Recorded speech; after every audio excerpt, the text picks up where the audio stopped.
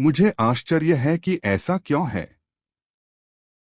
शायद ऐसा इसलिए है क्योंकि मैं किसी अन्य माध्यम से पोषक तत्व ले रही हूँ, इसलिए मुझे अब भूख नहीं लगती। आपको क्या लगता है? उसने शरारती ढंग से मुस्कुराया और अविनाश की जांघों पर नजर डाली और अपने होंठ चाटे। अविनाश का चेहरा लाल हो गया और उसने शर्मिंदगी में अपनी नजरें नीची कर लीं। उसका ध्यान हटाने के लिए उसने नौकरानी को दोपहर का भोजन लाने का आदेश दिया और ऐसा अभिनय किया जैसे कुछ हुआ ही न हो। हालांकि वह अपने लाल चेहरे के साथ बहुत आश्वस्त नहीं दिख रहा था। हाँ हाँ हाँ, अवनी जोर से हंसी जब उसने उसे इस तरह अभिनय करते देखा। इस महल में नौकरानियां हमेशा की तरह कुशल थीं, जैसे कि वे केवल आदेश का इंतजार कर रही थीं। स्वादिष्ट और चटपटा भोजन कार्यालय में लाया गया। नौकरानियों के जाने के बाद अवनी मुस्कुराई और फिर उसने अविनाश की ओर देखा और चिढ़ाते हुए कहा, अब अविनाश, मुझे कहाँ बैठना चाहिए? क्या तुम्हारी गोद अच्छी लगती है? अविनाश शर्मा गई और अवनी हंस पड़ी। उसे चिढ़ाना वाकई मजेदार है। हाँ हाँ हाँ। जैसे ही वह अपनी सीट पर बैठने वाली थी, अविनाश की आवाज सुनाई दी, तुम चाहो तो कर सकती हो। उसने अविनाश की तरफ देखा जो लाल चेहरे के साथ अपनी कुर्सी पर बैठा था, अपनी जांघ थपथपाते हुए उसकी नजरों से बचता हुआ। अवनी उसकी प्रतिक्रिया से हैरान था। वह बस उसे थोड़ा चिढ़ाना चाहती थी। उसने कभी नहीं सोचा था कि वह इसे गंभीरता से लेगा। वह अपना सिर हिलाकर मना करना चाहती थी, लेकिन जब उसने उसकी गोद पर नजर डाली तो उसके अंदर कुछ ऐसा था जिसने उसे रोक दिया। वहाँ बहुत आराम है। वह उसकी तरफ चली गई और उसकी गोद में बैठ गई। उसके चेहरे पर लाली का एक रंग था जिसे वह अविनाश से छिपाना चाहती थी। यह देखकर अविनाश मन ही मन मुस्कुराया, जबकि उसने दिखावा किया कि उसने लाल चेहरे को बिल्कुल भी नहीं देखा। बस रुको, अभी भी समय नहीं हुआ है। वह बहुत धैर्यवान। अवनी ने अपनी शर्मिंदगी को छिपाने से पहले अपनी नई सीट पर खुद को सहज बनाया और जवाब दिया, ठीक है, अब मुझे खाना खिलाओ। उससे कुछ ऐसी ही उम्मीद करते हुए अविनाश ने अपने सिर को अंदर की ओर हिलाया, जबकि उसने लाल चेहरे के साथ सिर हिलाया। जब तक उन दोनों ने दोपहर का भोजन किया, तब तक ब्रेक खत्म होने का समय हो चुका था। ठीक है, अब तुम्हारे जाने का समय हो गया है, लेकिन मुझे बहुत याद मत करना, ठीक है? मैं जल्दी ही वापस आ जाऊंगा, अवनी ने उसकी गोद से उठते हुए चिढ़ाते हुए कहा। मैम का उनके कमरे के सामने इंतजार करूंगी। अविनाश ने सिर हिलाया और कार्यालय से बाहर चला गया। उसके जाने के बाद आज के लाभों के बारे में सोचते हुए उसके चेहरे पर मुस्कान आ गई। वह अपने लक्ष्य के एक कदम और करीब पहुंच गया। अगर वह चाहता तो आज रात अपना लक्ष्य पूरा कर सकता था, लेकिन उसने जल्दबाजी न करने और थोड़ा और धैर्य रखने का फैसला किया। आज कुछ अच्छी चीजें हुई। पहली यह कि उसने उसकी छोटी बहन को छुआ। उसने उसे अपनी गोद में भी बैठाया और फिर आखिरी बात यह थी कि उसने उसे दूध पिलाया। हाँ, उसे दूध पिलाने के बाद अवनी ने उसे ऐसा करने की पेशकश की जिसे उसने निश्चित रूप से शर्माते हुए स्वीकार कर लिया। उसने आज रात के बारे में सोचा और फैसला किया कि वह उसे आज की गति तय करने देगा। अगर वह सब कुछ तय करने वाला है तो वह उसे नियंत्रण में न होने का एहसास दिला सकता है, जो वह नहीं चाहता था, जब तक कि वह उससे और अधिक जुड़ न जाए। साथ ही वह अपनी राक्षसी क्षमता, क्रेविंग टच, से भी हैरान था। उसे अभी भी उसका हल्का लाल चेहरा याद है जब वह उसके कार्यालय में दाखिल हुआ था, और जब उसने उसकी नहर को छुआ तो वह पहले से ही गीली थी। उसने शायद हस्तमैथुन किया होगा, लेकिन यह देखने के बाद कि यह काम नहीं कर रहा है, उसने मुझे बुलाया। यह वाकई डरावना था। दूसरी तरफ जब ईशान ने कार्यालय में प्रवेश किया तो उसने एक असामान्य रूप से ऊर्जावान अवनी को चमकीली चमकदार आंखों के साथ बैठे देखा, जैसा कि उसने घोषणा की, ठीक है, चलो जो कुछ बचा है उसे खत्म करते हैं ताकि हम जल्द से जल्द निकल सकें और घर वापस जा सकें। अगले दिन अविनाश और अवनी जल्दी में थे क्योंकि सुबह के 8 बज चुके थे और फेलबर्टा को 9 बजे तक तैयार होना था। उफ, यह सब तुम्हारी वजह से है। तुम्हें किसने कहा था कि तुम हर सुबह सुबह उत्तेजित हो? इतना ही नहीं, तुमने मेरी गां पर अपना तंबू रगड़ने की हिम्मत भी की, अवनी ने निराशा में कहा। दूसरी ओर अविनाश यह सुनकर स्तब्ध रह गया और मन ही मन शिकायत करने लगा, तुम क्या बकवास कर रही हो औरत? जब तुम्हें गले लगा रहा हूं तो मैं खुद को कैसे नियंत्रित कर सकता हूं? और मैं अपना तंबू तुम्हारे ऊपर रगड़ रहा हूं। तुम किससे मजाक कर रही हो? वह कौन थी जो मेरे लंड के सामने अपनी मोटी गांड हिला रही थी और मुझे चिढ़ाने लगी थी? बेशक वह यह बात जोर से नहीं कह सकता था, इसलिए उसने अपना अभिनय जारी रखा जबकि उसका चेहरा लाल हो गया था। मुझे माफ करें, मैं सुनिश्चित करूंगा कि सुबह में ऐसा न हो। आह नहीं, आपको ऐसा करने की जरूरत नहीं है। यह एक अच्छा संकेत है कि आप हर सुबह कठोर हो जाते हैं, इसे न बदलें। अवनी को लगा कि उसने कुछ कीमती खो दिया है जब उसने उसकी बात सुनी और जल्दी से उसे सही किया। ओके, मैं सुनिश्चित करूंगा कि मैं हर सुबह जितना कठोर हो सकता हूं उतना कठोर हो जाऊं। इस बार अवनी के लाल होने की बारी थी। वह उसके जवाब से अवाक रह गई, लेकिन अंत में वह केवल सिर हिला सकी। नौकरानियों को बिस्तर साफ करने के लिए बुलाया गया, जिस पर अविनाश का दूध फैला हुआ था। अवनी बाथरूम में भाग गई, जबकि अविनाश भावहीन चेहरे के साथ नौकरानियों को अपना वीर्य साफ करते हुए देखता रहा। ऐसा लग रहा था जैसे उन्हें किसी भी परिस्थिति में कोई भाव न दिखाने के लिए प्रशिक्षित किया गया हो। यह देखते हुए अविनाश के दिमाग में नौकरानियों के चेहरे पर कुछ अश्लील भाव देखने की एक अनियंत्रित इच्छा उमड़ पड़ी। उस समय नौकरानियों के शरीर किसी अज्ञात कारण से कांपने लगे। ऐसा लग रहा था जैसे किसी जंगली जानवर ने उन्हें जकड़ लिया हो। लगभग 45 मिनट बाद अवनी कमरे में दाखिल हुई, पार्टी में जाने के लिए तैयार। उसने एक आकर्षक काले रंग का गाउन पहना हुआ था जो रेशम से बना था और उसके बाल कंघी करके बन में बंधे हुए थे, जबकि उसने केवल हल्का मेकअप किया हुआ था। यह सब उसके सुंदर चेहरे और सक्कुबस जैसे शरीर के साथ मिलकर वह वास्तव में आकर्षक लग रही थी। मैं कैसी दिख रही हूं? उसने अविनाश की ओर देखा और पूछा। अविनाश वहीं खड़ा रहा, जम गया।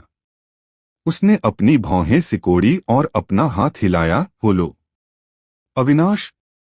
आह, हु, मैं कैसी लग रही हूं? सुंदर, बहुत सुंदर, वह धीरे से बुदबुदाया और फिर अपनी कल्पना से बाहर आकर जवाब दिया, मेरा मतलब है आप वाकई बहुत अच्छी लग रही हैं, मैम। उसकी प्रतिक्रिया से संतुष्ट होकर अवनी ने सिर हिलाया और मुस्कुराया। ठीक है, अब मैं विदा लेता हूं। तुम अपना ख्याल रखना, नौकरानियों से पूछ लेना कि तुम्हें कुछ चाहिए, ठीक है? अविनाश के पास उसके साथ जाने की हैसियत नहीं है। आखिरकार वह सिर्फ एक लड़का खिलौना था। भले ही अवनी उसे उस तरह से न देखता हो, लेकिन दूसरों की नजर में वह बस वैसा ही है। बेशक अविनाश भी बहुत परेशान नहीं था। उसे इस दुनिया में आए अभी सिर्फ 2 दिन हुए हैं। उसे पद पर आने की कोई जल्दी नहीं है। कौन जानता है, शायद इस तरह की अगली पार्टी में उसे मुख्य अतिथि के तौर पर बुलाया जाए। बेशक अविनाश इस स्थिति का फायदा उठाना नहीं भूला और अवनी के मन में अपनी छाप गहरी कर दी। हाँ, जल्दी वापस आना, अविनाश ने धीरे से कहा। ओह, मैं जल्दी क्यों वापस आऊं? अगर मैं वापस नहीं आया तो क्या तुम्हें मेरी याद आएगी? हाँ ही नहीं, मेरा मतलब है अपना समय लें और कृपया पार्टी का पूरा आनंद लें। मैं आपका इंतजार करूंगा, अविनाश ने लाल चेहरे के साथ उत्तर दिया। हाँ हाँ हाँ, चिंता न करें, मैं बस आपको चिढ़ा रहा था। मैं जल्द से जल्द वापस आऊंगा, अवनी ने जाते समय मुस्कुराया। जब वह लिविंग रूम में दाखिल हुई तो अवनी ने दो महिलाओं को देखा जिन्होंने लाल और बैंगनी रंग के रेशमी गाउन पहने हुए थे और उनके चेहरे पर मुस्कान थी और वे एक दूसरे से बातें कर रही थीं। ये दोनों अदिति और अनिका थीं। दोनों बहुत ही सुंदर थीं और अवनी की करीबी दोस्त थीं। उनके पीछे ईशान जैसा ही सूट पहने दो आदमी खड़े थे। ये दोनों उनके बटलर थे। अनिका ने अवनी को आते हुए देखा और खड़ी होकर अभिवादन किया। सुप्रभात सिस्टर अवनी। अदिति भी खड़ी हो गई और जब उसकी आंखें अवनी पर पड़ी तो वे चमक उठीं। ओहो, आज कोई बहुत आकर्षक लग रही है। क्या बात है? तुम्हारा चेहरा इतना चमकीला और जीवंत कैसे दिख रहा है? हाँ, तुम्हारा क्या मतलब है? क्या मैं हमेशा चमकीला और जीवंत नहीं दिखती? हाँ, तुम फिर से अपनी आत्ममुग्धता में आ गई। अनिका ने अपनी आंखें घुमाईं। लेकिन अदिति सही है, हालांकि तुम हमेशा आकर्षक होती हो, लेकिन आज तुम थोड़ी अलग दिख रही हो, अनिका ने बड़बड़ाया। हालांकि अदिति और अनिका अवनी जितनी सुंदर नहीं थीं, फिर भी उन्हें अपने आप में सुंदरिया कहा जा सकता है। अनिका का शरीर छोटा था, सुनहरे बाल थे और छोटी नाक थी। उसके ऊर्जावान रवैये के साथ वह जीवंत और प्यारी लग रही थी और तीनों में सबसे छोटी थी, केवल 24 वर्ष की थी। दूसरी ओर अदिति इसके विपरीत थी। उसके स्तन फेल से बड़े थे, उसके काले बालों के साथ भूरे रंग की बनावट थी, उसमें एक मातृत्व आकर्षण था और वह समूह में सबसे बड़ी थी, 31 वर्ष की थी। चलो बहन अनिका, मुझे पता है कि वह एक खोई हुई लड़ाई है, लेकिन तुम उसके साथ क्यों मिल रही हो? अवनी ने शिकायत की। हाँ, तुम किसे खोई हुई लड़ाई कह रही हो? तुम लड़ना चाहती हो? अदिति ने झपट्टा मारा। हाँ हाँ हाँ, बाकी दोनों हंसने लगे और फिर अनिका ने बड़बड़ाते हुए कहा, ठीक है, हम गाड़ी में बात कर सकते हैं, चलो, हम इस पार्टी के लिए देर नहीं कर सकते। अवनी और अनिका ने तीनों महिलाओं के गाड़ी में प्रवेश करते ही सिर हिला दिया। गाड़ी पर 1 घंटे की सवारी के बाद तीनों एक बड़ी हवेली के सामने पहुंचे, जहां अलग अलग लोग महंगे दिखने वाले कपड़े पहने घूम रहे थे। जीवंत माहौल को देखकर अनिका ने खुशी से गहरी सांस ली। हाँ, यह अच्छा लग रहा है। आखिरकार मुझे अपनी बदबूदार हवेली में बदबूदार काम करने की जरूरत नहीं है। अवनी और अदिति ने जब उसकी बात सुनी तो उनकी आंखें घूम गईं। उन तीनों के साथ उनके बटलर भी थे और अनिका के बटलर ने खुद को अंदर से सिर हिलाने से नहीं रोका और विलाप किया। तुम शिकायत क्यों कर रहे हो? मैं ही सारा काम कर रहा हूँ। तुम बस वहां बैठो और शिकायत करो। कोई भी उसकी परेशानी नहीं जानता था। जब तीनों उत्साह से इधर-उधर देख रहे थे तो एक आवाज सुनाई दी जिसने उन तीनों और उनके बटलरों को, खास तौर पर जोयाब को, भौहें सिकोड़ने पर मजबूर कर दिया। अवनी, मैं देख रहा हूं कि तुम हमेशा की तरह ही शानदार दिख रही हो। हाँ, यह सच है, मैं खुद भी ऐसा कहूँ तो भी मैं शानदार दिख रही हूँ, लेकिन सिया, मुझे रुकना ही होगा। तुम अभी भी उतनी ही रचनात्मक हो जितनी पहले थी। यह 13वीं बार है जब मैंने तुम्हें बातचीत शुरू करने के लिए एक ही पंक्ति दोहराते हुए सुना है। अवनी ने पलटकर देखा कि उसके पीछे एक आदमी खड़ा है। उसका चेहरा उसके जवाब के कारण तमतमा रहा था। वह ध्रुव था, एक विस्काउंट जो अवनी को पसंद करता था, लेकिन उसे अस्वीकार कर दिया गया था और अब वह उसका दिल जीतने की उम्मीद में हर जगह उसे परेशान करता है। दिखावट के हिसाब से हालांकि उसे बदसूरत नहीं कहा जा सकता था, लेकिन वह सुंदर भी नहीं था।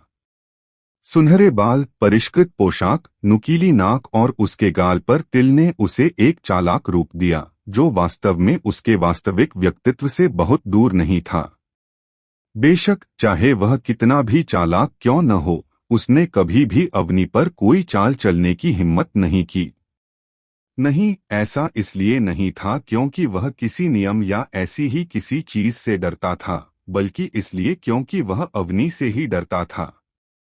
एक खूबसूरत महिला जिसका पति मर चुका है, एक बच्चे की माँ है और एक कुलीन महिला है, कौन उससे मोहित नहीं होगा और उसे अपना बनाना नहीं चाहेगा। कई लोगों ने कोशिश की लेकिन वे सभी असफल रहे। इन परिस्थितियों में उसका जीवित रह पाना यह साबित करता है कि भले ही वह एक साधारण महिला की तरह दिखती हो, लेकिन वह इतनी सरल नहीं थी। इस बात को ध्यान में रखते हुए ध्रुव ने उसके अतीत की खोज की और उसे एक चौंकाने वाली खबर मिली। कुछ साल पहले एक अर्ल था जो अवनी को पसंद करता था और उसे अपनी रखैल बनाना चाहता था।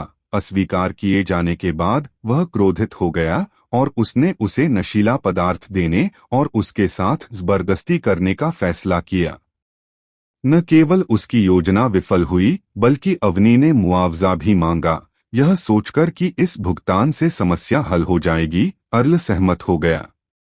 लेकिन संयोग से मुआवजा देने के अगले दिन उसके सभी अपराध सबूतों के साथ जनता के सामने आ गए। बेशक इस दुनिया में कोई भी ऐसा रईस नहीं है जिसने कोई अपराध न किया हो, लेकिन जैसा कि वे कहते हैं, धोखा देना दंडनीय कार्य नहीं है, पकड़े जाने पर दंडनीय है।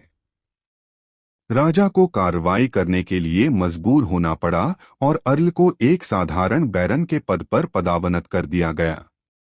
बेशक सजा उतनी सरल नहीं थी जितनी दिखती थी। एक पूर्व अर्ल जो अब बैरन है, एक विस्काउंट और अनगिनत अन्य दुश्मनों की बुरी किताबों में रहते हुए कैसे बच सकता है, जिन्हें उसने अर्ल रहते हुए बनाया था। दबाव को झेलने में असमर्थ अर्ल ने अपनी सारी संपत्ति बेच दी और राज्य छोड़ दिया। बाद में उसके साथ क्या हुआ यह अज्ञात है। यह जानते हुए ध्रुव ने कोई चाल चलने की हिम्मत नहीं की। एक अर्ल भी भागने में असमर्थ था। वह एक साधारण व्यक्ति यह जोखिम कैसे उठा सकता था। हालांकि उसे सुंदरियां पसंद थीं, लेकिन उसे अपना जीवन उससे भी ज्यादा पसंद था। ठीक है, अगर तुम्हारे पास कहने के लिए और कुछ नहीं है तो हम विदा लेते हैं, क्योंकि हमें बाद में अपने कुछ दोस्तों से मिलना है। यह देखकर कि वह किसी बात पर विचार कर रहा था, अवनी ने इस मौके का फायदा उठाया और उसे एक और नजर डाले बिना ही चली गई। ध्रुव ने अपने दांत पीस लिए और फिर उसकी नजर एक दूसरी महिला पर पड़ी। अपने बालों को ठीक करते हुए वह मुस्कुराया और उसकी ओर चला गया। आरीनी, मैं देख रहा हूं कि तुम हमेशा की तरह शानदार दिख रही हो। पार्टी शुरू हुई। सच में सामान्य जन्मदिन की पार्टियां केवल शाम को ही होती हैं, लेकिन मार्केस दिनेश अपनी बेटी से बहुत प्यार करते हैं और इसलिए उन्होंने यह भव्य पार्टी शुरू की, जिसमें पूरे दिन का नाश्ता, दोपहर का भोजन और रात का खाना शामिल है। इस तरह की भव्य पार्टियों में केवल बैरन और विस्काउंट जैसे निम्न श्रेणी के रईसों को सुबह तक पहुंचना जरूरी होता है। दरअसल पहले ये निम्न श्रेणी के रईस ही सुबह संपर्क बनाने के लिए आते थे, लेकिन जैसे जैसे समय बीतता गया यह एक चलन बन गया और अगर कोई बैरन या विस्काउंट सुबह नहीं आता तो इसे अपमानजनक माना जाता था। तो अभी यहाँ सभी लोग या तो बैरन थे या विस्काउंट। बेशक उल्लेखनीय बात यह थी कि मार्केस दिनेश ने सभी मेहमानों का व्यक्तिगत रूप से स्वागत किया, बिना इस बात की परवाह किए कि वे बैरन हैं या विस्काउंट। इससे सभी खुश हुए और उन्हें यह भी लगा कि वे इस पार्टी में शामिल होने के लिए भाग्यशाली हैं। मार्क्स के चले जाने के बाद बैरन ने विस्काउंट की अच्छी किताबों में आने की कोशिश की। कुछ ने अपने बच्चों को एक दूसरे से मिलवाया और कुछ ने दूसरे तरीकों से रिश्ते बनाए। बेशक अनुभवी रईसों के रूप में अवनी और उसके दोस्तों ने विस्काउंट और बैरन की परवाह नहीं की। उन्होंने तीनों के साथ बैठने और बातचीत करने, एक दूसरे से मिलने से पहले अपने दोस्तों को बधाई दी। हालांकि अवनी, जो बातचीत का आनंद ले रही थी, पहले से ही किसी खास व्यक्ति को याद करने लगी थी। समय बीत गया और दोपहर हो गई। यह अर्ल के प्रवेश का समय था। एक एक करके सभी अर्ल हॉल में दाखिल हुए और एक दूसरे का अभिवादन करने के बाद उनका स्वागत विस्काउंट और बैरन ने किया। यहाँ तक कि अवनी और उसके दोस्तों ने भी उन अर्ल का अभिवादन किया जिन्हें वे जानते थे, इससे पहले कि सभी लोग मेज पर बैठें और अपना लंच करें। इस बार अवनी और उसके दोस्त अकेले नहीं बैठे थे, वे कुछ अर्ल और कुछ अन्य विस्काउंट के साथ थे। हालांकि अवनी को अपनी छोटी बहन के अंदर पहले से ही वह परिचित अनुभूति महसूस हो रही थी। उसने अपनी टांगें कसकर बंद कर लीं और अपनी पीठ सीधी कर ली। जैसे ही उसने अपनी भावना को दबाया, वह मुस्कुराई और खाना जारी रखा। दोपहर के भोजन के बाद बगीचा खुल गया। अवनी और उसका समूह कुछ ताज़ी हवा लेने के लिए बगीचे की ओर चल पड़े। समय बीतता गया और मुख्य पार्टी शुरू होने का समय आ गया। मार्क्स से शुरू होकर फिर राज्य के 4 ड्यूक और अंत में 3 राजकुमार, ये सभी बड़े चेहरे एक एक करके दिखाई दिए। अभिवादन के एक और दौर के बाद अवनी आखिरकार इसे और बर्दाश्त नहीं कर सकी और बोली, अदिति अदिति, मुझे बाथरूम जाना है, मैं जल्दी आती हूँ, ठीक है? के अदिति ने जवाब दिया और आरिनी के सिर हिलाने पर बेपरवाही से अपना हाथ हिलाया। अवनी सुरुचिपूर्ण ढंग से चली गई, लेकिन जब उसने देखा कि उसके आसपास कोई नहीं है, तो उसने अपनी गति बढ़ा दी और सीट पर बैठने से पहले बाथरूम में भाग गई और अपनी छोटी बहन में अपनी उंगली डाल दी। आह राहत! खुद की देखभाल के एक त्वरित सत्र के बाद और झुनझुनी की भावना को काफी हद तक दबाने के बाद अवनी ने बाथरूम से बाहर निकलने और अनिका और अदिति के साथ जाने से पहले अपने बाल और अपनी पोशाक को ठीक किया। हाँ, आपको इतना समय क्यों लगा? अदिति ने अपनी भौहें उठाते हुए पूछा। कुछ नहीं, मैं बस अपना मेकअप ठीक कर रही थी। फिर मुझे कोई बदलाव क्यों नहीं दिख रहा है? तुम्हारा चेहरा बस बंदर की तरह थोड़ा लाल हो गया है, अदिति ने ठहाका लगाया।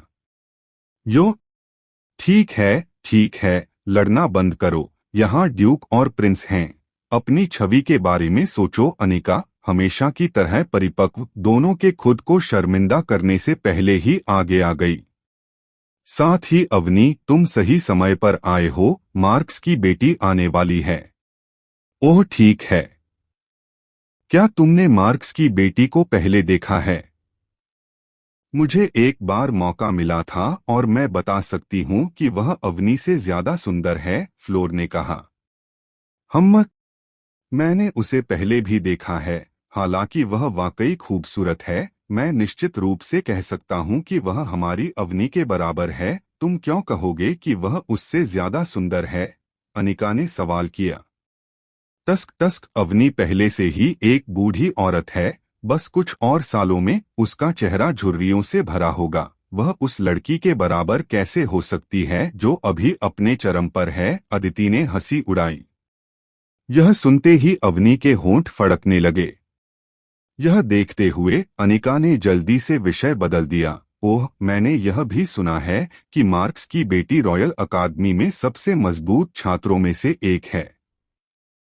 ऐसा कहा जाता है कि वह अभी साम्राज्य में सबसे प्रतिभाशाली व्यक्तियों में से एक है और उसका भविष्य उज्ज्वल है।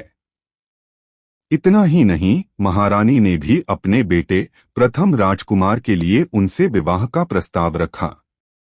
हालांकि मार्केस ने यह कहते हुए मना कर दिया कि वह खुद तय करेंगी कि वह किससे विवाह करेंगी। क्या?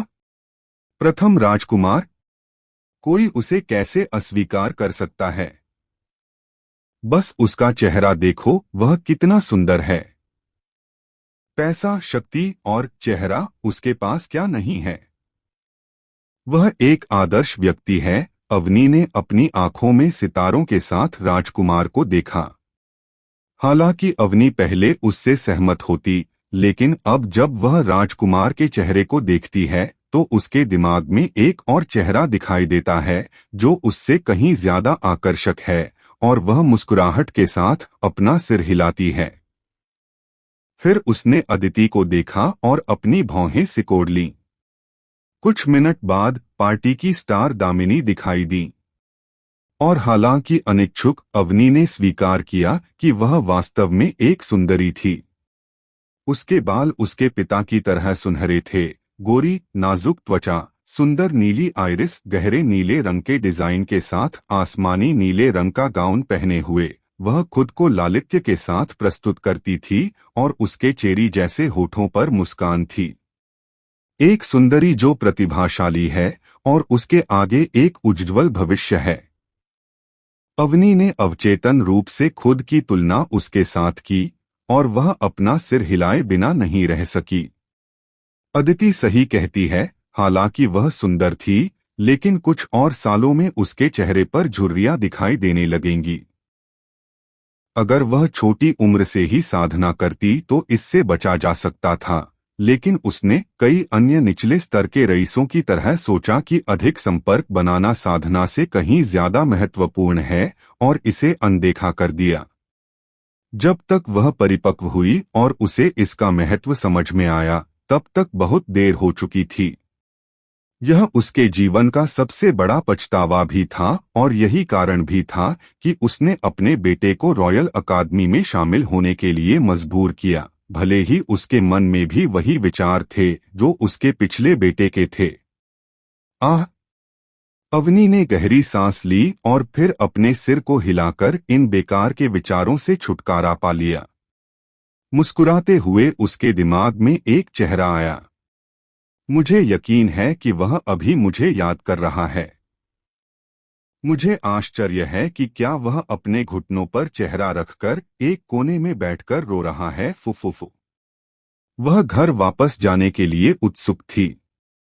पार्टी जारी रही। कई लड़कों ने दामिनी को प्रभावित करने की कोशिश की, यहाँ तक कि राजकुमारों ने भी, लेकिन उसने एक बेदाग फूल की तरह उन सभी को मुस्कुराहट के साथ खारिज कर दिया।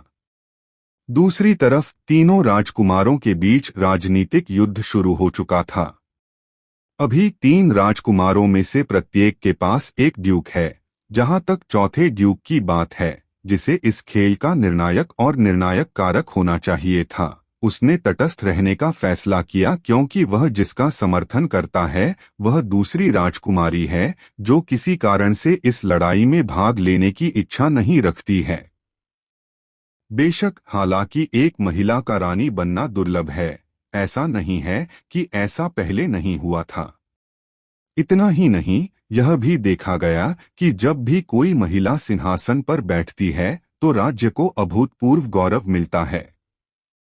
लेकिन जब उसे पता चला कि दूसरी राजकुमारी सिंहासन के लिए लड़ने की इच्छा नहीं रखती, तो उसने अपनी तटस्थता घोषित कर दी और पीछे रह गया।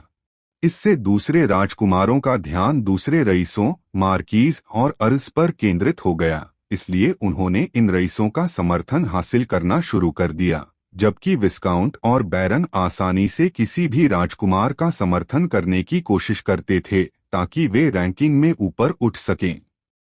यह खेल रात के खाने तक चलता रहा।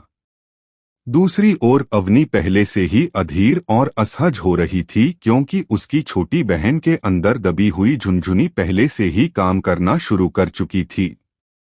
अनिका और अदिति ने भी उसके अजीब रवैये को देखा और चिंता में पूछा। उसने बस अपना सिर हिलाया, यह कहते हुए कि वह अच्छा महसूस नहीं कर रही है, और रात का खाना खाना जारी रखा। रात का खाना खत्म हो गया और कई रईस अभी भी विभिन्न चीजों के बारे में बात कर रहे थे।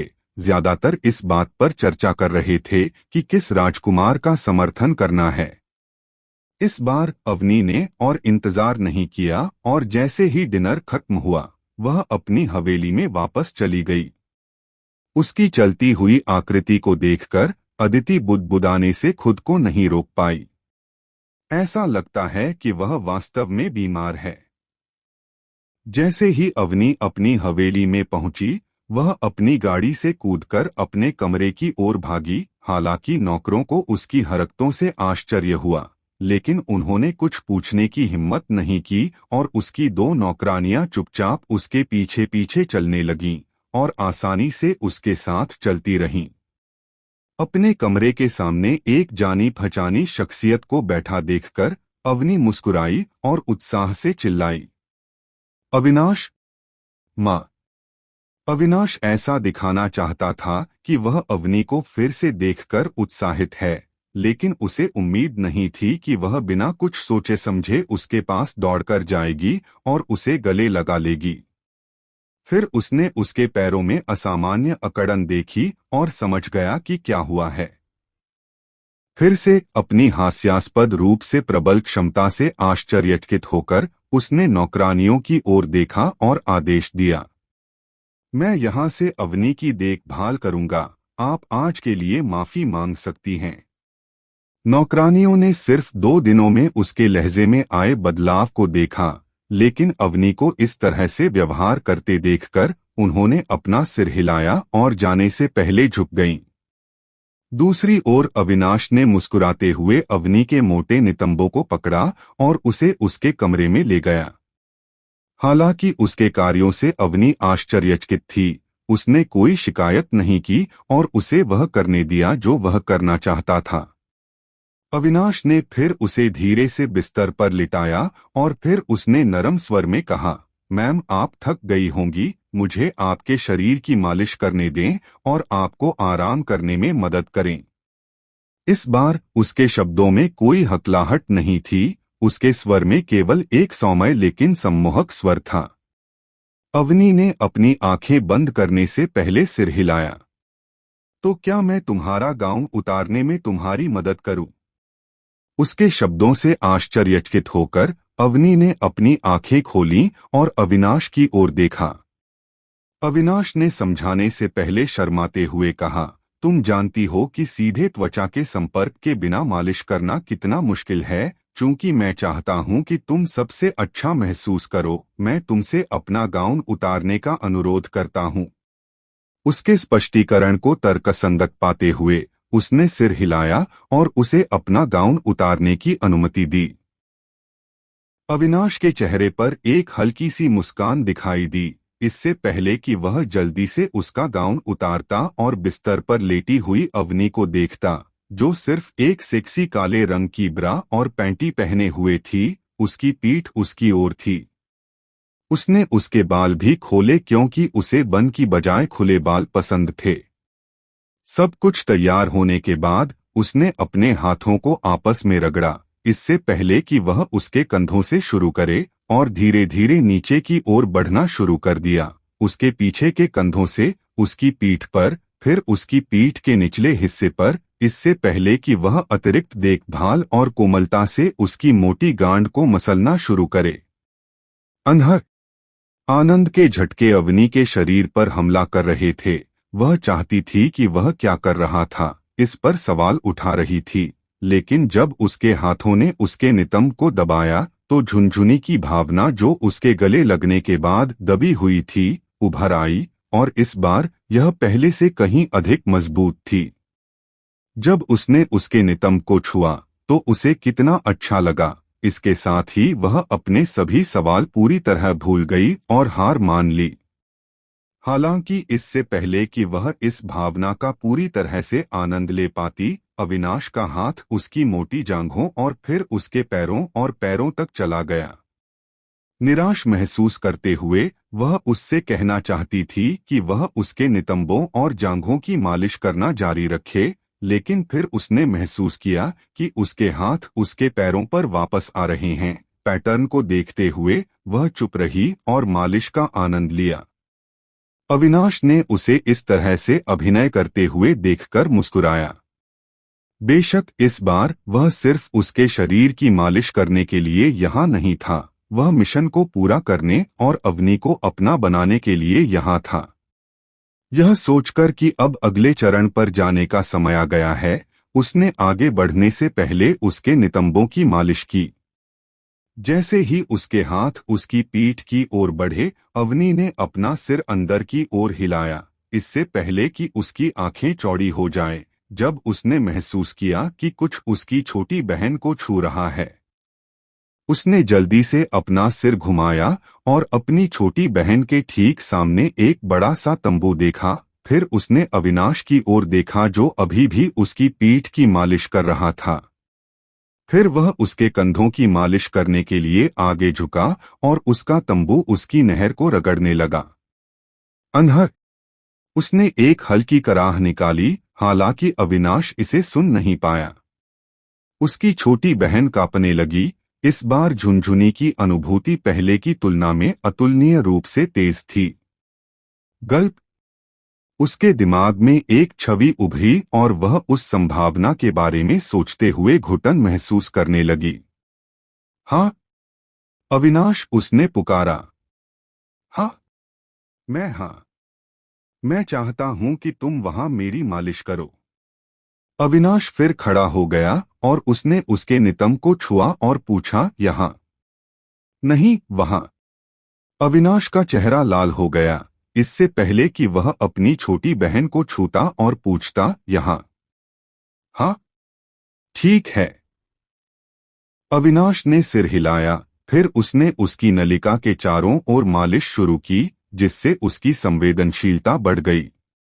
ममन नन्ही, अपने हाथों से नहीं। तो मैं यह कैसे करूं? अविनाश ने हैरान होकर पूछा। अवनी ने जवाब देते हुए उसकी जांघों पर नजर डाली। क्या क्या? अविनाश हकलाया और शर्मा गया। उसे यकीन नहीं हो रहा था कि उसने अभी क्या पूछा।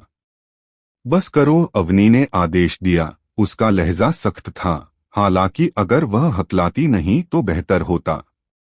जैसा तुम कहो। अविनाश ने टमाटर की तरह लाल चेहरे के साथ सिर हिलाया, इससे पहले कि उसने अपनी पैंटी नीचे की और एक बड़ा 8 इंच का राक्षस बाहर निकल आया। गल्प। अवनी ने जोर से गटक लिया। उसकी प्रत्याशा और उत्तेजना दोनों ही दूसरे स्तर पर थे। अविनाश ने भी ज्यादा समय बर्बाद नहीं किया।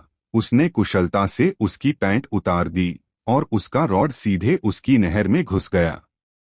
उघघ आना आना आना, उघघ उघघ उघघ। दोनों जानवरों की तरह संभोग करते हुए कराह रहे थे। अविनाश ने हर धक्के के साथ और गहराई तक जाने की कोशिश की। अवनी ने बिस्तर की चादर को कसकर पकड़ लिया और अपने होठों को काटा ताकि वह अपनी कराहों को नियंत्रित कर सके, लेकिन यह स्पष्ट था कि वह बुरी तरह विफल रही। यह देखते हुए कि वह आने वाला था, अविनाश ने अपने धक्कों को धीमा कर दिया। क्लिक। एक ही क्लिक के साथ उसने उसकी ब्रा को खोल दिया और उसे हटा दिया। फिर उसने उसके शरीर को घुमाया, जिससे उसका चेहरा उसकी ओर हो गया। अवनी ने अपनी आंखें खोलीं और उसके नग्न शरीर और पसीने से लथपथ अलौकिक चेहरे को देखकर वह मुस्कुराई। वह अकेली नहीं थी। अविनाश भी उसके काले बालों को देखकर आनंद ले रहा था। उसके चेरी जैसे रसीले होठों पर मुस्कान थी, जबकि उसके स्वादिष्ट दिखने वाले जुड़वा बच्चे उसकी सांसों के साथ ऊपर नीचे हो रहे थे। उसने और समय बर्बाद नहीं किया और वह नीचे झुका और उसके गुलाबी निप्पल को चाटना शुरू कर दिया, जबकि उसने अपने हाथों से उसके दूसरे स्तन को मसला। अवनी पर खुशी का एक और झटका लगा। जैसे ही उसके अंदर उसका गाढ़ा दूध भर गया, ऐसा लगा जैसे उसकी आखिरी दीवार टूट गई हो और वह आनंद में कराह उठी। उसके बाद उसका रस भी बाहर निकल आया। आनन्नह। अचानक अविनाश को लगा कि उसके शरीर में कुछ अजीब सी शक्ति प्रवाहित हो रही है। वह देखना चाहता था कि यह क्या है, लेकिन वह बहुत थका हुआ था। साथ ही वह बिना किसी रुकावट के इस स्वर्गीय एहसास का आनंद लेना चाहता था। अविनाश ने फिर अपना शरीर अवनी के ऊपर गिरा दिया। उन दोनों में कुछ भी सोचने की शक्ति नहीं थी और वे कुछ समय के लिए उसी स्थिति में रहे। थोड़ी देर बाद जब अविनाश में आखिरकार हिलने डुलने की शक्ति आ गई, तो वह अवनी दाईं ओर चला गया। हरकत को देखते हुए उसने अपनी आंखें खोलीं और जब उसकी काली पुतलियों ने उसकी सुनहरी आंखों में देखा तो उसने सिर हिलाते हुए मीठी मुस्कान दी। यह वास्तव में अच्छा लगा। अविनाश ने जवाब नहीं दिया। उसने बस अपना कमजोर शरीर उसके करीब ले गया और अपने होठों से उसके होंठ बंद कर दिए। उसने अपनी जीभ का इस्तेमाल नहीं किया क्योंकि वह थका हुआ था, इसलिए उसने कुछ देर तक उसके रसीले होठों को चूसा और फिर अपनी मूल जगह पर लौट आया और सिर हिलाया। यह वास्तव में हुआ। दूसरी ओर अवनी अवाक रह गई और उसकी अचानक हरकत पर बिल्कुल भी प्रतिक्रिया नहीं कर सकी। उसे अपने होठों पर कुछ अद्भुत महसूस हुआ। इससे पहले कि वह भावना गायब हो जाए, उसे भ्रमित और चौंका देने वाली एक ही समय में। तुम बहुत बोल्ड हो, उसने टिप्पणी की। मैंने इसे किताब में पढ़ा है।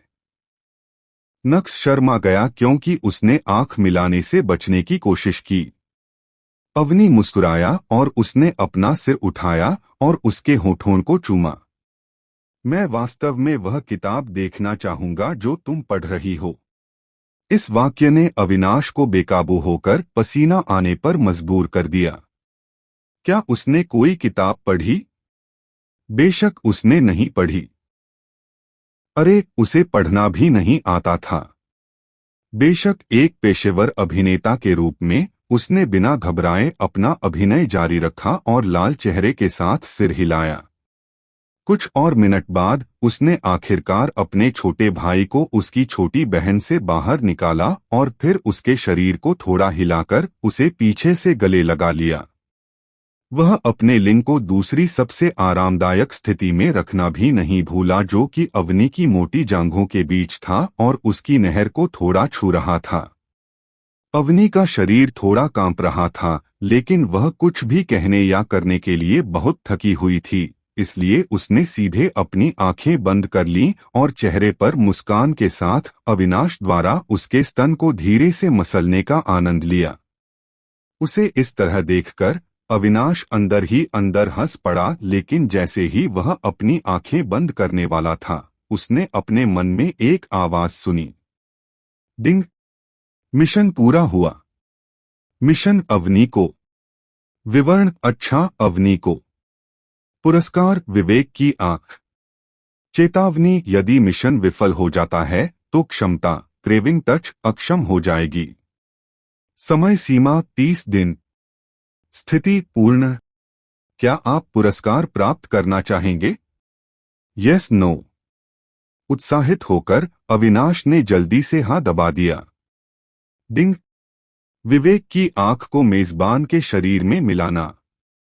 अचानक अविनाश को अपनी आंखों में असहनीय दर्द महसूस हुआ, लेकिन अवनी को अपने बगल में गहरी नींद में सोते हुए देखकर उसने अपने दांत पीस लिए और दर्द में चीखने से बचने के लिए अपनी सारी इच्छा शक्ति का इस्तेमाल किया।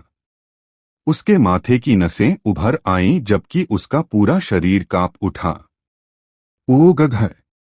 अचानक उसकी आंखों से खून की बूंदें बहने लगीं और यह कुछ देर तक जारी रहा। थोड़ी देर बाद दर्द आखिरकार कम हो गया और एक संदेश बाहर निकल आया। डिंग! आई ऑफ डिस्कर्निंग सफलतापूर्वक जुड़ गई।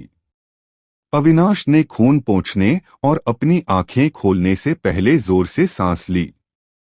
अगर कोई ध्यान से देखे तो उसकी सुनहरी पुतलियों के अंदर अलग अलग सुनहरे रंग के पैटर्न चलते हुए देखे जा सकते थे, जिससे वह और भी रहस्यमय लग रहा था।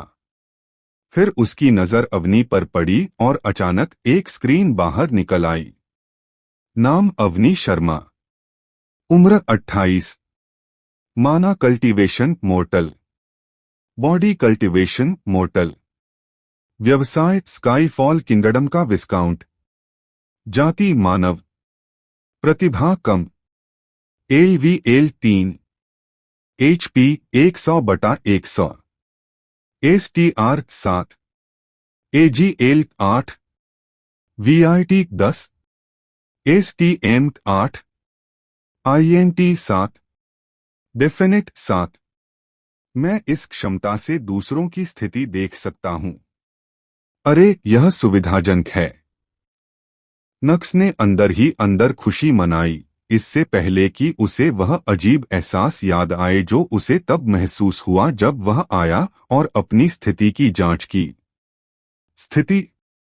जैसे ही उसने इसके बारे में सोचा, उसके सामने एक स्क्रीन दिखाई दी।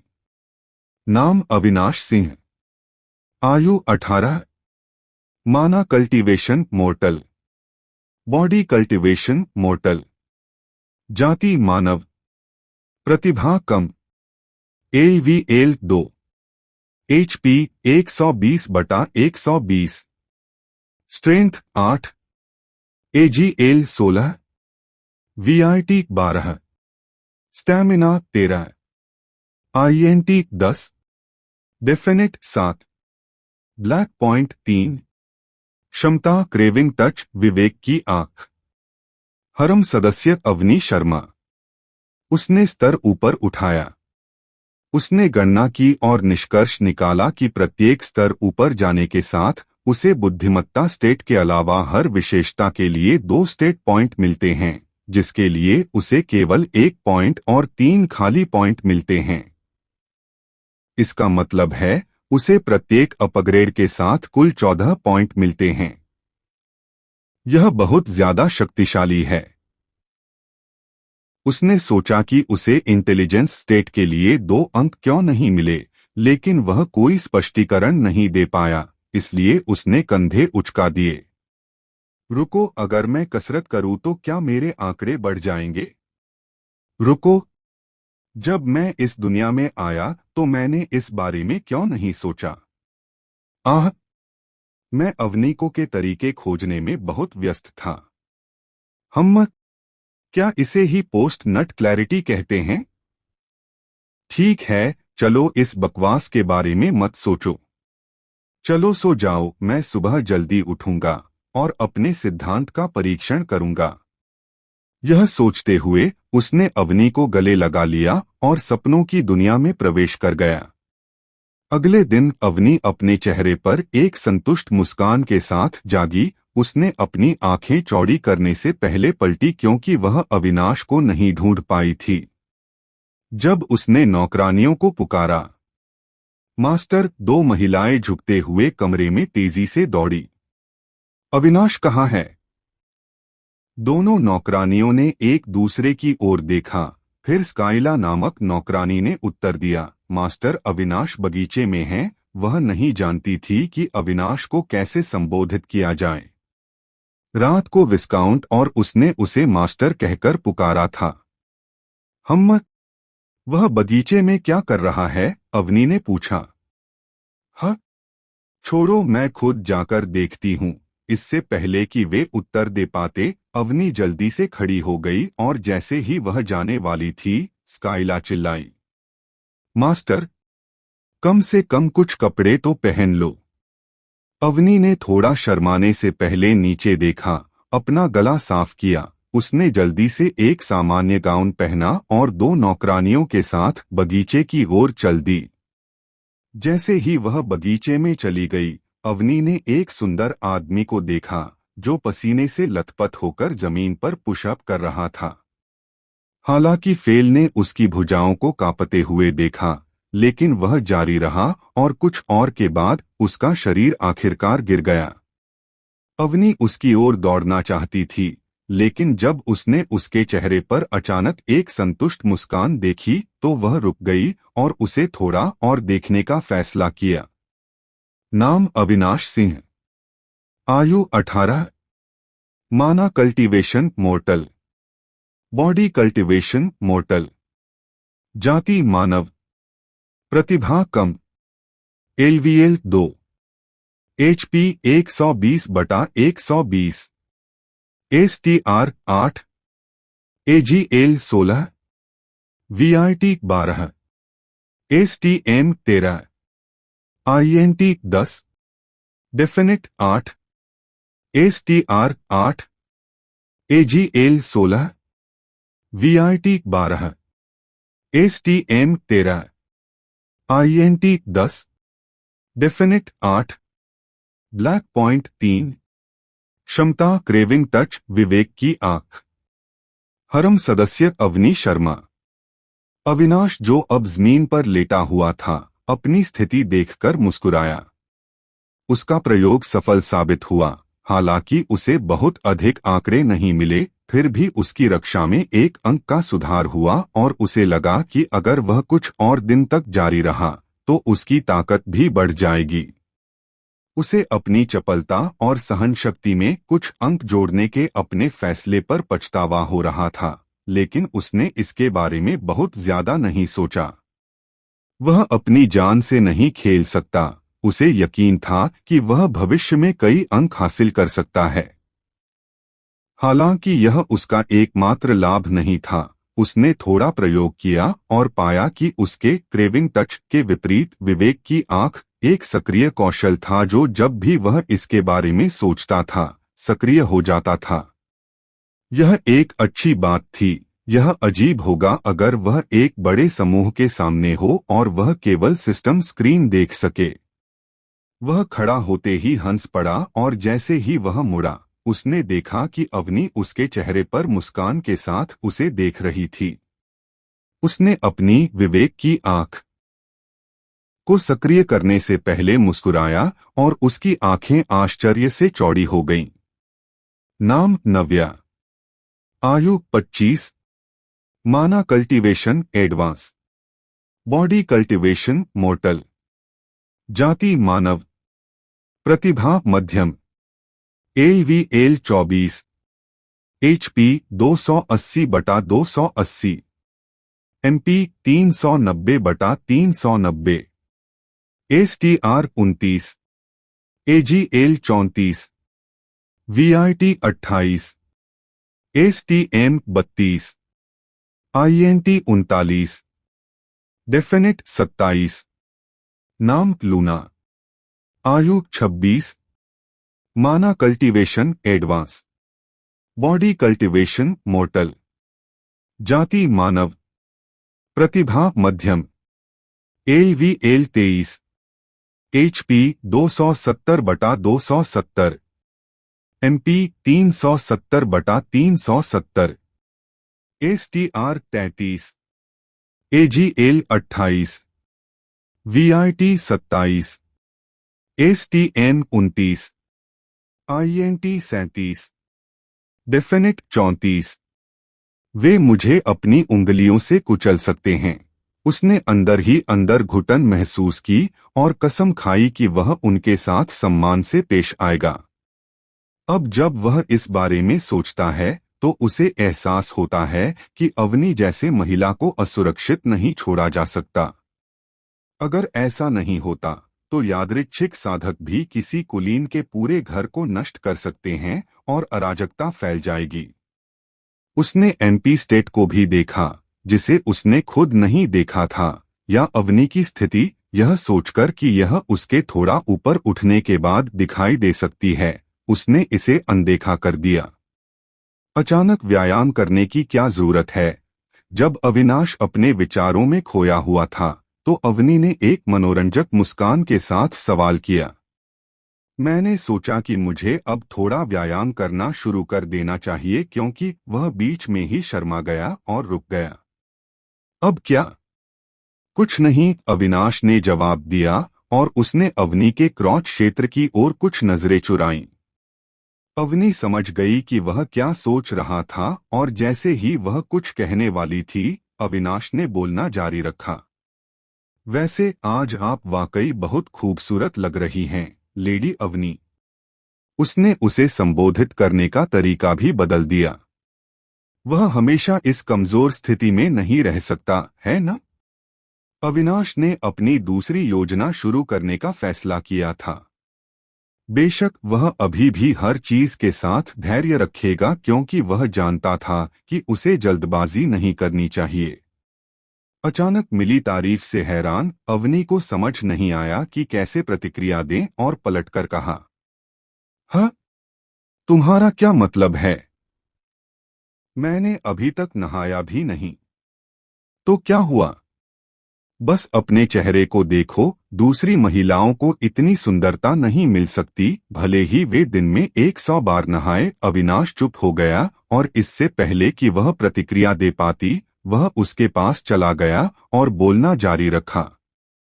बेशक नहाने के बाद तुम और भी आकर्षक लगोगी और साथ ही तुम्हें ऑफिस के लिए देर हो रही है, तो चलो चलते हैं। सिस्टर लूना, कृपया लेडी अवनी के लिए नहाने का पानी तैयार करो।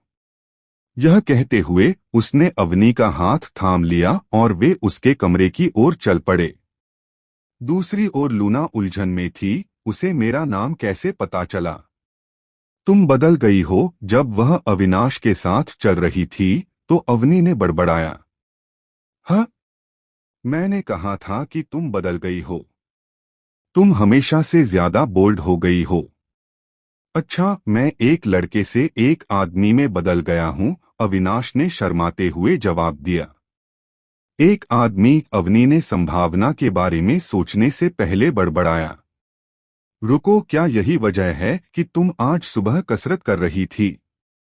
अविनाश ने जवाब नहीं दिया और चलते हुए अपना लाल चेहरा छिपाने की कोशिश की। हाँ, तो इसीलिए अब मुझे पता चला कि तुम इतनी अजीब हरकतें क्यों कर रही थी। तुम एक आदमी बन गई हो। हाँ, अवनी जोर से हंस पड़ी जबकि अविनाश बिना जवाब दिए चलता रहा। जब वे उसके कमरे में चले गए तो अवनी ने शरारती ढंग से मुस्कुराते हुए पूछा, लेकिन अविनाश, अगर मैं चाहूं कि तुम जैसी हो वैसी ही रहो? मैं ऐसा नहीं कर सकती, अविनाश ने तुरंत जवाब दिया। ओह, लेकिन क्या तुमने नहीं कहा था कि तुम वही करोगी जो मैं चाहूंगी? अवनी ने एक मनोरंजक मुस्कान के साथ सवाल किया, जब अचानक अविनाश ने चलना बंद कर दिया और उसे एक दीवार के पास ले गया और उसके कंधे के सामने अपना हाथ रखा, जिससे उसके भागने के सभी रास्ते बंद हो गए। उसकी हरकतें इतनी तेज थीं कि अवनी उन पर प्रतिक्रिया नहीं कर सकी। मैंने ऐसा कहा था, लेडी अवनी। लेकिन मैं ऐसा कुछ नहीं करूंगा जिससे भविष्य में आपको दुख हो, भले ही आप ही मुझे ऐसा करने के लिए कहें। हालांकि किसी कारण से हैरान और थोड़ी उत्साहित, अवनी ने शांत रहते हुए सवाल किया। ओह, अगर तुम प्यारे छोटे लड़के की तरह ही रहोगी तो मुझे दुख क्यों होगा? अविनाश ने उसके सवाल पर मुस्कुराया और फिर उसने अपनी आंखें बंद करीं, अपना चेहरा झुकाया और उसके करीब चला गया। अवनी की धड़कनें तेज हो गईं। उसने अपनी आंखें बंद कर लीं और अपने होठों को थोड़ा आगे बढ़ाया, लेकिन अचानक उसने महसूस किया कि अविनाश के होंठ उसके होठों से आगे बढ़ रहे हैं और वे उसके दाहिने कान के सामने आ गए और उसने मोहक ढंग से फुसफुसाया, ओ तुम करोगी? अगर मैं प्यारे छोटे लड़के की तरह ही रहूंगा तो तुम निश्चित रूप से बहुत सी चीजों से चूक जाओगी। तुम इस काम के लिए मुझ पर भरोसा क्यों नहीं करती? के अवनी का दिल तेजी से धड़कने लगा और उसका चेहरा लाल हो गया और जैसे कि किसी बल द्वारा मजबूर किया गया हो, उसने कमजोरी से सिर हिलाया। उसने अपनी आंखें तभी खोलीं जब उसे लगा कि अविनाश उससे दूर चला गया है। लेकिन अप्रत्याशित रूप से उसके आत्मविश्वास भरे चेहरे के बजाय, जैसा कि उसने सोचा था कि वह ऐसा करेगा, उसने अविनाश को एक चमकदार लाल चेहरे के साथ देखा जो बुदबुदा रहा था। मैं अभी भी इसके साथ बहुत अनुभवी नहीं हूं। जी, मुझे कुछ समय दो। अवनी को नहीं पता था कि कैसे व्यवहार करना है। उसकी भावनाएं उथल-पुथल में थीं। उसे आदमी अविनाश बेहद आकर्षक लगा, लेकिन उसे यह लड़का अविनाश भी बेहद प्यारा लगा। वह उलझन में थी कि कौन बेहतर है। लेकिन जैसे ही उसने इस सवाल के बारे में सोचा, अविनाश की छवि उसे एक दीवार से सटाए हुए दिखाई दी। उसने महसूस किया कि उसकी छोटी बहन झुनझुनी कर रही है और वह जल्दी से एक जवाब पर पहुंच गई। फिर उसने अविनाश की ओर देखा जो शर्मा रहा था और उसकी आंखों से संपर्क नहीं कर रहा था और खुद को जोर से हंसने से नहीं रोक सका। हाँ, ठीक है, मुझे देर हो रही है। मैं नहाने जाऊंगी, जबकि उम्मा तुम जो चाहो करो। अविनाश ने सिर हिलाया और अवनी जल्दी से बाथरूम की ओर चली गई। उसका दिल अभी भी तेजी से धड़क रहा था, जैसे कि वह मैराथन दौड़ रही हो। उसका चेहरा लाल हो गया था क्योंकि उसे याद आ रहा था कि उसे दीवार में धकेल दिया गया था। खतरनाक, वह बहुत खतरनाक था। मेरा दिल लगभग फट गया था। उसने बुदबुदाया। है। अभी अवनी अपने बड़े बाथटब में बिना कुछ पहने बैठी थी। उसका चेहरा लाल था और उसकी हरकतें अकड़ रही थीं। इस समय उसके दिमाग में एक ही व्यक्ति था और वह था अविनाश। यह याद करते हुए कि कैसे उसने उसे दीवार पर धकेल दिया था, उसका चेहरा और भी लाल हो गया और वह सूंघते हुए बोली, हम। उसने मुझसे इस तरह बात करने की हिम्मत कैसे की? वह एक आदमी बन गया है, वह कहता है। अचानक उसके दिमाग में उसके कठोर लिंग को उसके अंदर घुसाने की छवियां उभरीं और उसकी हरकतें रुक गईं। लेकिन यह अच्छा लगा। क्या अच्छा लगा? लेडी अवनी अचानक उसे एक जानी पहचानी लेकिन अपरिचित आवाज सुनाई दी। वह पीछे मुड़ी और देखा कि अविनाश उसके सामने खड़ा था। सिर्फ एक तौलिया उसके क्रोच को ढक रहा था। तुम यहाँ क्यों हो? उसने अपने चेहरे पर घबराहट भरी नजर से पूछा। उसने उम्मीद नहीं की थी कि वह उसके सामने इस तरह से प्रकट होगा जब वह उसके बारे में सोच रही थी। हम। मुझे लगा कि मुझे तुम्हें नहाने में मदद करनी चाहिए और मैंने यहाँ आने का फैसला किया। यह कहते हुए वह बाथटब में चला गया और उसके बगल में बैठ गया, जैसे कि यह पूरी तरह से सामान्य बात हो। वास्तव में अविनाश भी इस बारे में थोड़ा शर्मिंदा और शर्मिला महसूस कर रहा था। उसे चिंता थी कि उसकी हरकतें उल्टी पड़ सकती हैं, लेकिन फिर उसने अपनी सारी चिंताओं को दूर कर दिया। उसे जोखिम उठाना ही था। वह बहुत निष्क्रिय नहीं रह सकता या वह हमेशा के लिए एक लड़के के खिलौने की तरह रह जाएगा। उसे और अधिक साहसी और अधिक अनियंत्रित होने की आवश्यकता है। बेशक वह अब ऐसा केवल इसलिए कर सकता था क्योंकि उसे यकीन था कि अवनी अब उसके बिना नहीं रह सकता। इसलिए भले ही वह असंतुष्ट होने पर उसे दंडित कर सकती थी, लेकिन वह उसे नहीं मारेगी। और चूंकि पुरस्कार पर्याप्त थे, इसलिए उसने यह जोखिम उठाने का फैसला किया। हाँ, मैंने कब कहा कि मुझे नहाने के लिए तुम्हारी मदद की जरूरत है? अवनी ने सवाल किया। तुम्हारी जैसी बुद्धिमान और सुंदर महिला को नहाने के लिए किसी की मदद की क्या जरूरत हो सकती है? मैंने सोचा कि अगर मैं ऐसा करूं तो तुम्हारे लिए ज्यादा सुविधाजनक होगा। आखिरकार मुझे यहाँ इसलिए लाया गया था ताकि तुम आराम कर सको, है न? उसने ऐसा कहा और उसे गोद में उठाकर अपनी गोद में बिठाया। फिर उसने अपनी ठुड्डी उसके कंधे पर रखी और मोहक अंदाज में पूछा, मुझे यकीन है कि तुम्हें यह पसंद है न? और इससे पहले कि वह जवाब दे पाती, उसने कहा, बेशक अगर यह तुम्हारे लिए किसी भी तरह से असुविधाजनक है। बस एक शब्द कहो और मैं जितनी जल्दी हो सके वहां से चला जाऊंगा। उसने ऐसा कहते हुए उसे थोड़ा दूर धकेल दिया। नहीं, मैं ठीक है। तुम चाहो तो कर सकती हो। वह इस आदमी अविनाश से नहीं जीत सकती थी। अविनाश मुस्कुराया और साबुन उठाया और जवाब दिया, तो मुझे लगता है कि मुझे इसे जल्दी से शुरू कर देना चाहिए क्योंकि अवनी को देर हो रही होगी। उसने उसे थोड़ा सा उठाया और फिर उसे ज्यादा आरामदायक स्थिति में रखा, बेशक उसके लिए। उसने अपना लिंग उसकी जांघों और यौन के बीच में रखा और अपने पैरों को उसके साथ जोड़ लिया। फिर उसने उसकी पतली कमर से शुरू किया, उसके खूबसूरत नंगे स्तन को छोड़कर उसके कंधों और बाहों को साफ किया। फिर वह नीचे चला गया, उसकी जांघों को साफ करने से पहले फिर से उसके स्तन को छोड़कर। बेशक उसने उसकी अंदरूनी जांघों को खास ध्यान दिया। पीछे हटने से पहले उसकी छोटी बहन के थोड़ा करीब गया। उसे एक ही समय में प्रत्याशा और निराशा से भर दिया।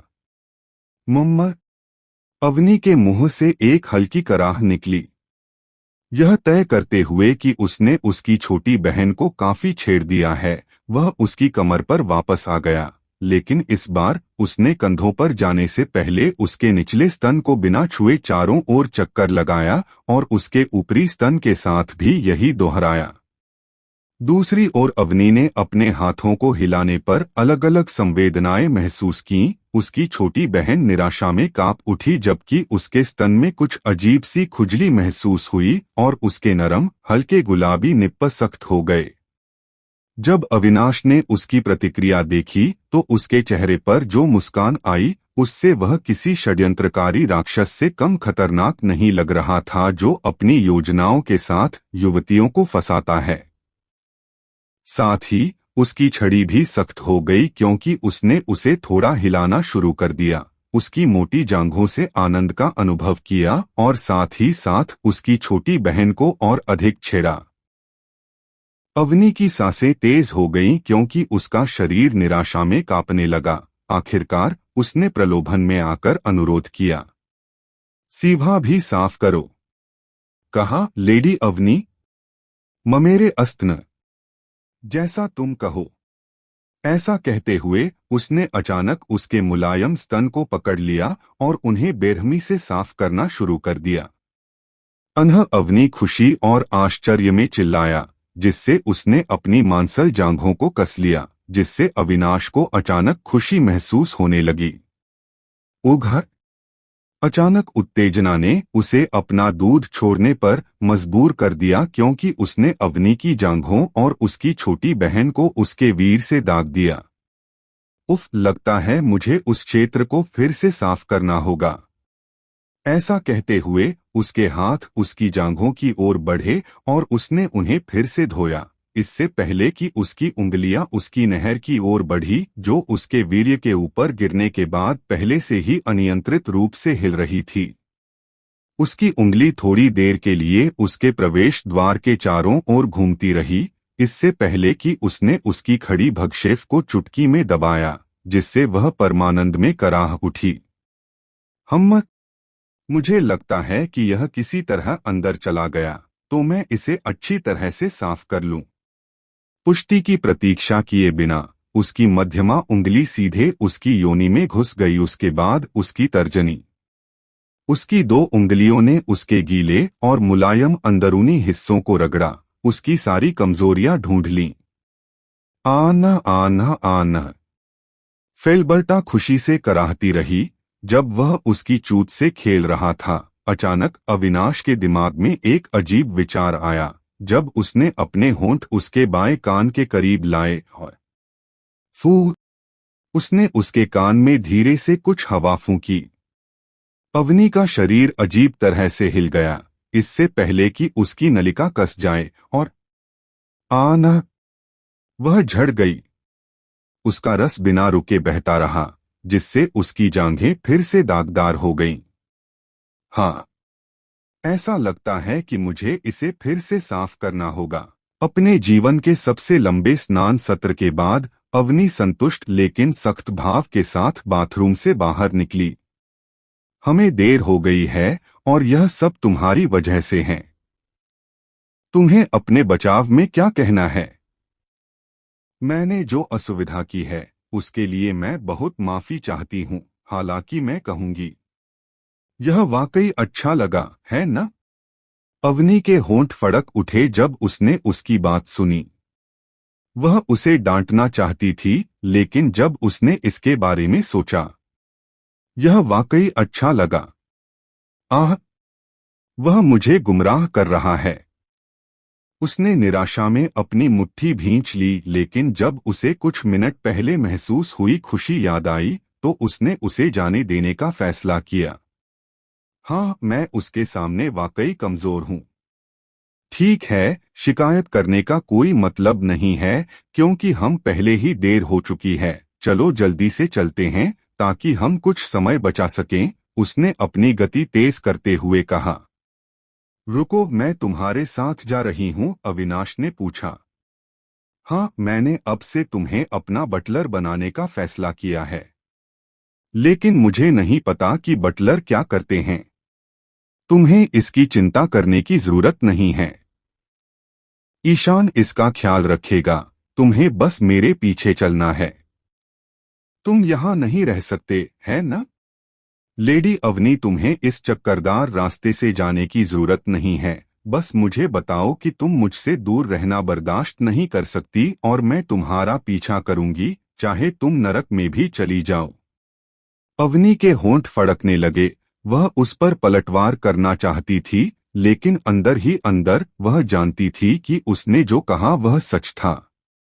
उफ, वह परेशान करने वाला है। मेरा अविनाश नक्स कहाँ चला गया? तुम्हारी ज़बान तो वाकई बहुत चटपटी है ना? मुझे लगता है कि लेडी अवनी इस बारे में मुझसे ज्यादा जानती है। उसने जानबूझकर उसके दृढ़ स्तन पर नजर डाली और फिर अपने होठों को मोहक तरीके से चाटा। उसकी बात समझकर अवनी का चेहरा लाल हो गया और फिर उसने आह भरी। हाँ, मुझे वाकई अविनाश का पुराना रूप याद आता है। वह बहुत प्यारा और क्यूट था। अब के तुम जैसे नहीं, तुम तो बस एक असभ्य व्यक्ति हो। क्या तुमने सच में वही कहा जो तुमने कहा? लेडी अवनी, तुम अपने दिल से क्यों नहीं पूछती कि वह क्या कहता है? अवनी ने चुप रहने के अपने अधिकार का इस्तेमाल किया। हालांकि उसे लड़का अविनाश की थोड़ी याद आती थी, लेकिन अगर उसे विकल्प दिया जाता तो वह किसी भी दिन आदमी अविनाश को चुनती। आखिरकार चाहे उसका चेहरा कितना भी मोटा क्यों न हो, जब भी वह अविनाश को कुछ करने का आदेश देती तो उसे हमेशा ऐसा लगता कि वह एक छोटे लड़के के साथ छेड़छाड़ कर रही है। हालांकि यह अच्छा लगता था, लेकिन उसके दिमाग के किसी हिस्से में उसे थोड़ा अजीब लगता था। दूसरी ओर अविनाश अब हमारे साथ कदम मिलाकर चलता है और अपनी मर्जी से उसे बहकाता है। उसके चंचल शब्द अच्छे लगते हैं और उसके छोटे छोटे जबरदस्ती के तरीके उसके दिल की धड़कन बढ़ा देते हैं। आखिरकार उसने उसे अपने बॉय टॉय के रूप में खरीदा, कोई ऐसा जो उसे यौन रूप से संतुष्ट कर सके। बेशक अवनी को यह एहसास नहीं है कि उसके दिल में अविनाश का महत्व किसी भी यादृच्छिक बॉय टॉय से कहीं ज्यादा है। अगर उसे अपने करीबी दोस्तों और अविनाश के बीच चुनने का विकल्प दिया जाता तो वह अपने दोस्तों को चुनने में सक्षम नहीं हो पाती, भले ही उसे सोचने के लिए पर्याप्त समय दिया जाए। जैसे ही वे दोनों अवनी के कार्यालय में दाखिल हुए, उन्होंने देखा कि कार्यालय के अंदर एक अधेड़ उम्र का आदमी खड़ा है, जिसने काला सूट पहना हुआ है। बिना समय बर्बाद किए अविनाश ने विवेक की आंख सक्रिय कर दी और इस आदमी की जानकारी उसके सामने आ गई।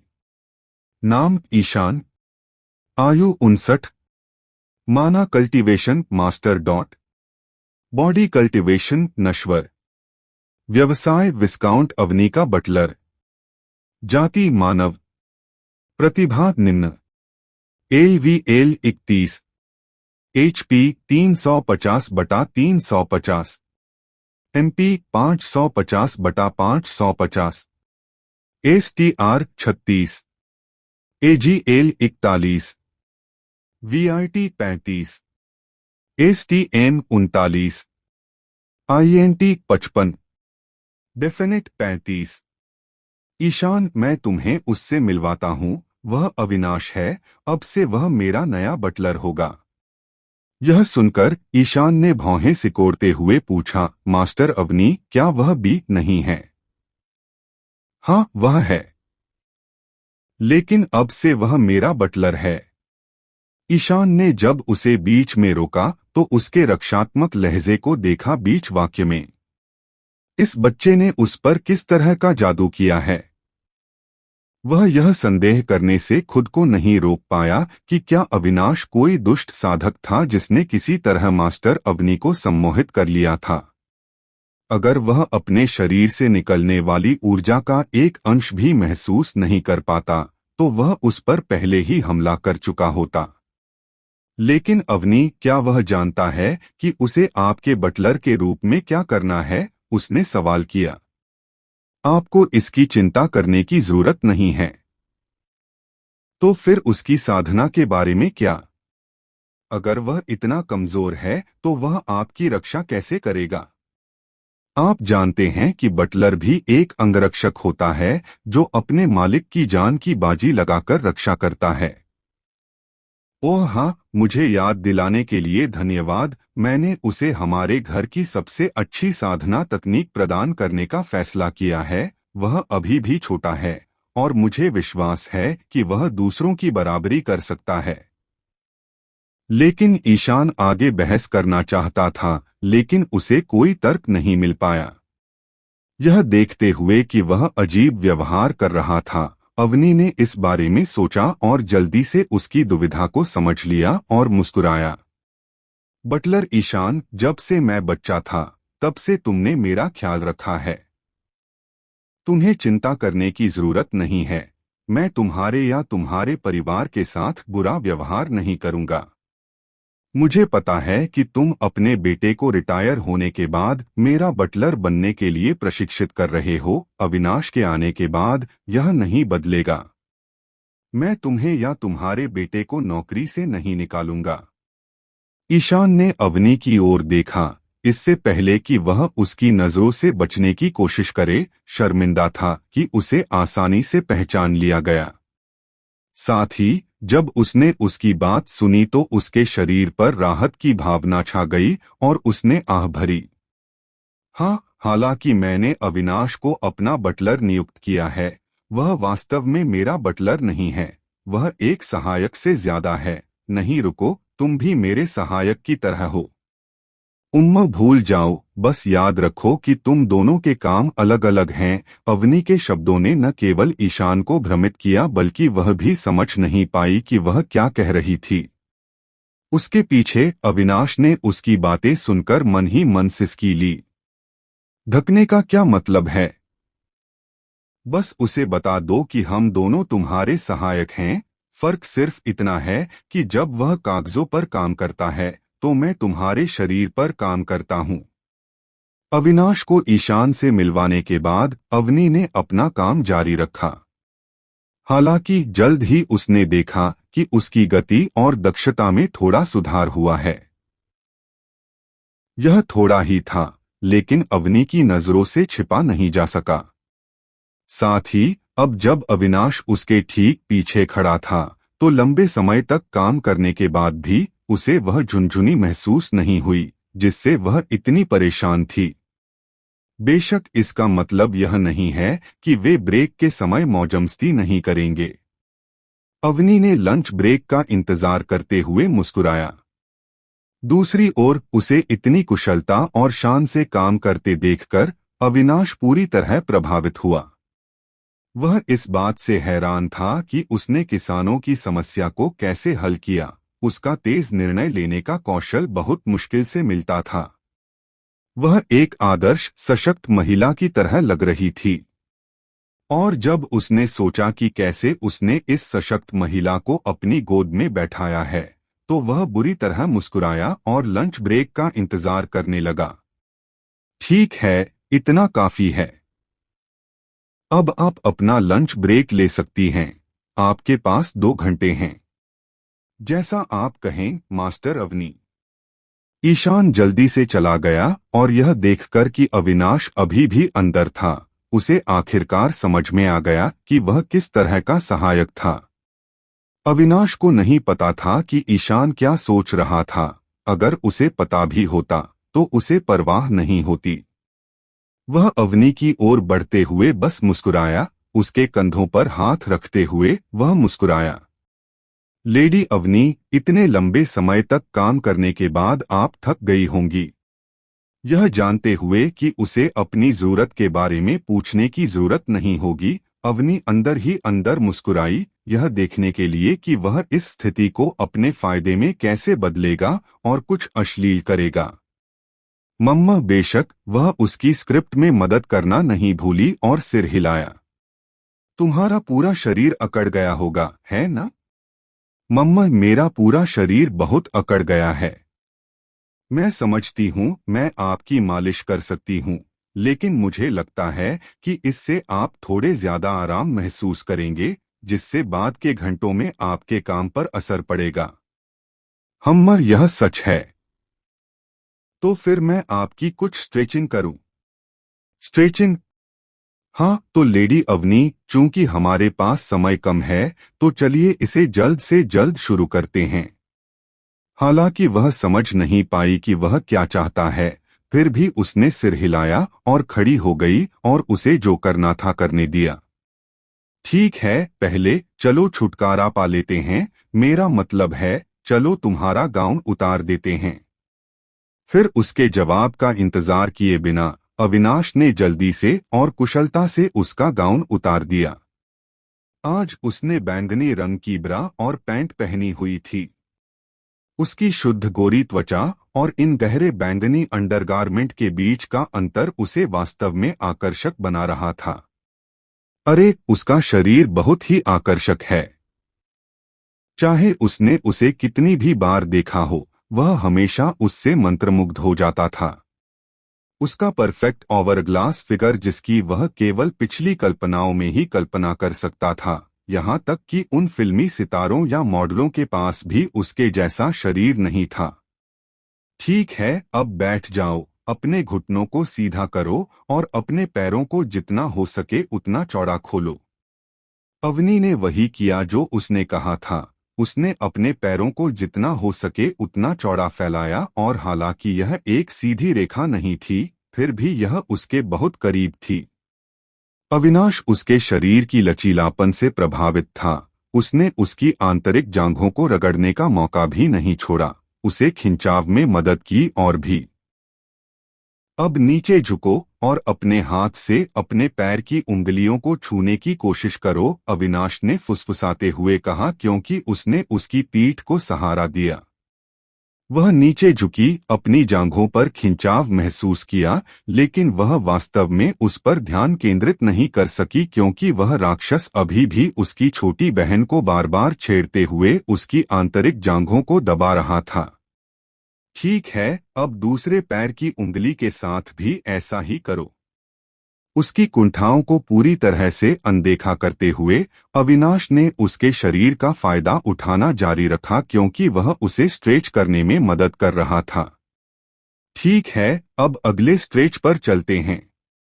फिर उसने उसे क्लासिक जापानी पोजीशन, सीजा पोजीशन में बैठाया और फिर उसे धीरे धीरे पीछे की ओर धकेलने के लिए कहा। अवनी का शरीर बहुत लचीला था। इस पोजीशन में होने पर उसका सिर लगभग फर्श को छू रहा था। बेशक अविनाश ने अभी भी उसके सिर को अपनी गोद में सहारा दिया, क्योंकि वह उसकी ब्र को हटाए बिना उसके मुलायम और मांसल स्तन को दबा रहा था। अन्ना वह खुशी से कराह उठी और उसका चेहरा लाल हो गया देखकर अविनाश को लगा कि उसका छोटा भाई हिल रहा है। ठीक है, थोड़ा और। हाँ, बस हो गया। थोड़ा सांस लो, क्योंकि हम अगले पर चलते हैं। फिर उसने उसे चारों पैरों पर बैठा दिया। हालांकि वह शर्मिंदा थी, अवनी ने फिर भी वैसा ही किया जैसा उसने कहा था। मुस्कुराते हुए अविनाश ने निर्देश दिया, अब अपनी पीठ को मोड़ो, अपने नितंब और सिर को ऊपर उठाओ और जब तक मैं कुछ और न कहूं तब तक उसी पोजीशन में रहो। अविनाश ने शैतानी ढंग से मुस्कुराते हुए अपना हाथ उसकी मजबूत लेकिन रसीली गांड पर रखा, उसे जितना चाहे छेड़ा। उसने महसूस किया कि उसका शरीर हिल रहा था और उसे यकीन था कि यह उसके द्वारा किए जा रहे खिंचाव के कारण नहीं था। अवनी ने अपनी छोटी बहन के अंदर परिचित झुनझुनी सनसनी महसूस की। उसका हाथ उसकी गांड के चारों ओर घूमता रहा, समय समय पर उसकी छोटी बहन को छेड़ता रहा। उसकी चूत निराशा में फड़क रही थी। अवनी को लग रहा था कि उसकी छोटी बहन कुछ खो रही है, कुछ बड़ा। थोड़ी देर तक उसे टटोलने के बाद संतुष्ट होकर उसने निर्देश दिया, ठीक है, यह काफी होना चाहिए अब ने। बस मुझे लगता है कि मेरा शरीर अब ठीक है। यह अच्छी तरह से जानते हुए कि वह केवल उसे छेड़ना चाहता है, अवनी ने उसे बीच में ही टोक दिया। उसका शरीर मात्र 10 मिनट में निराशा में चीख रहा था। उसे नहीं पता था कि अगर वह उसे जो चाहे करने देती रही तो क्या होगा। अविनाश मुस्कुराया, यह सोचकर कि वह उसे और नहीं छेड़ सकता। हालांकि यह मजेदार था, वह अभी भी उसके साथ मिलकर 7वें आसमान पर पहुंचना चाहता था। यह सोचते हुए उसने सवाल करते हुए मुस्कुराया, क्या तुम्हें यकीन है? क्योंकि मैं निश्चित रूप से महसूस कर सकता हूं कि तुम्हारा यह हिस्सा बहुत कठोर है। आन्हा। अवनी का शरीर तब हिल गया जब अविनाश ने साहसपूर्वक उसकी छोटी बहन को पकड़ लिया। मेरा विश्वास करो, मैं इस कठोरता को ठीक करने के लिए एक बहुत अच्छा व्यायाम जानता हूं। आगे क्या होगा जानने के लिए सुनते रहे हमारे साथ। Ultimate harem system. हाँ, अगर चैप्टर पसंद आया हो तो लाइक और कमेंट जरूर करें।